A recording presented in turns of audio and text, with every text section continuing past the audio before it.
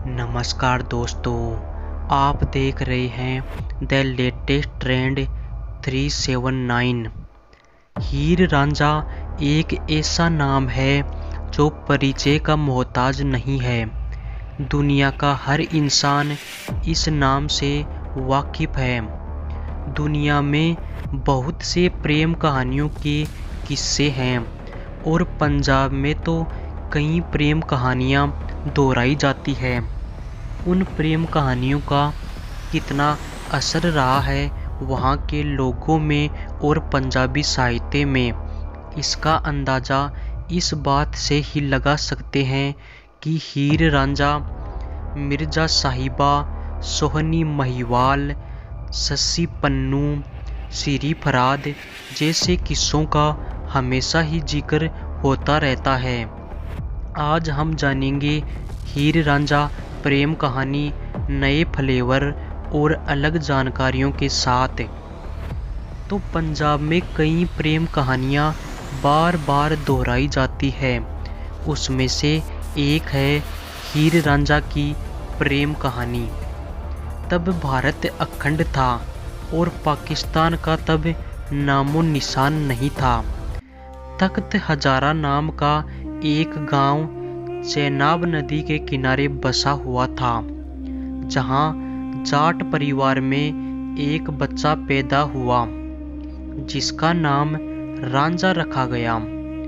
जिसके पहले से ही 3 बड़े भाई थे और तीनों ही खेती किया करते थे, लेकिन रांझा सबसे छोटा होने के कारण सबका दुलारा था और सब उसे प्यार करते थे।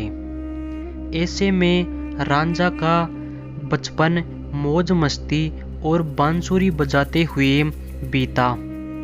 जब वो बड़ा हुआ तो जैसे उनकी किस्मत ने करवट ही ले ली। जब रांझा बड़ा हुआ तो उसके भाइयों की शादी हो गई, तो उसके घर में झगड़े काफ़ी ज़्यादा होने लगे। फिर एक दिन वह थक हार कर मन मारकर रांझा ने अपना घर छोड़ दिया और भटकते भटकते हीर के गांव, जिसका नाम झंग जो कि पंजाब में है, वहां चला गया। ये गांव वर्तमान में पाकिस्तान में पड़ता है। इस गांव में ही पहली दफ़ा हीर पर रांझा की नज़रें पड़ी और वहीं उसने हीर को दिल दे दिया। हीर सियाल रियासत में जन्मी एक अमीर घर की लड़की थी और उसे भी पहली ही नज़र में रांझा से मोहब्बत हो गई। हीर हमेशा रांझा को अपनी नज़रों के सामने रखने के लिए उसने अपने पिता से कहकर रांझा को चरवाह के काम पर रखवा दिया। रांझा भैंस और गायों को चराने के लिए ले जाया करता था और फिर हीर और रांझा की चोरी छिपे मुलाकातें शुरू हो गई। एक दिन हीर और रांझा मिलने के लिए एक नदी के पास पहुँचे और हीर रांझा जब बात कर रहे थे और मिल रहे थे तो उनके चाचा, जिनका नाम केदो था, उसने इस प्रेमी जोड़े को मुलाकात करते हुए देख लिया और फिर इस बारे में हीर की माँ, जिनका नाम मलिकी, और हीर के पिता चूचक को बता दिया। फिर क्या था, जैसे ज़्यादातर प्रेम कहानियों में होता है वैसे ही इनका हाल भी हुआ।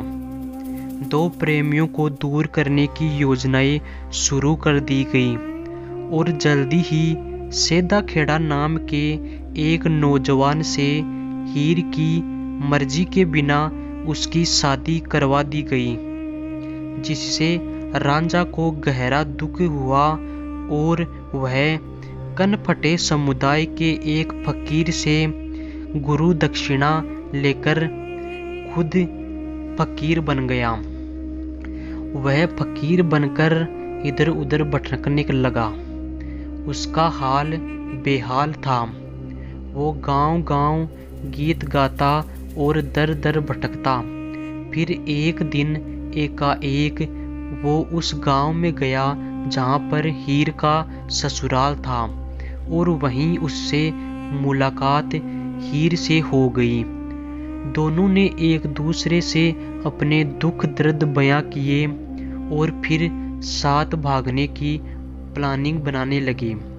वो भागने में कामयाब होने ही वाले थे कि वहां के स्थानीय राजा ने आखिर में दोनों को पकड़ लिया। तमाम इम्तिहान लिए, उनको ज़्यादा दुख दर्द व प्रताड़ित किया गया। दोनों प्रेमियों के और इन दोनों इम्तिहानों के बाद राजा को यह एहसास हुआ कि एक दूसरे के लिए ही हीर रांझा बने हैं। फिर दोनों की शादी कराने की बात तय कर ली गई, लेकिन दोनों का एक होना शायद मंजूर नहीं था। किस्मत को शायद कुछ और ही मंजूर था, क्योंकि हीर के चाचा को हीर के साथ इतना अच्छा होना हजम नहीं हुआ। उसने शादी के दिन ही हीर के खाने में जहर मिला दिया और हीर उस खाने को खाते ही मर गई। जब ये खबर रांझा तक पहुंची तो उसने भी जहर खाकर जान दे दी और इस तरह से ये प्रेम कहानी अमर हो गई। तो ये थी हीर रांझा की अमर प्रेम कहानी, जो दुनिया भर में जानी जाती है। आपको ये कहानी कैसी लगी कमेंट में ज़रूर बताइए, और ऐसी ही और इंटरेस्टिंग कहानियाँ सुनने के लिए हमारे चैनल द लेटेस्ट ट्रेंड 379 को सब्सक्राइब कर लीजिए। धन्यवाद।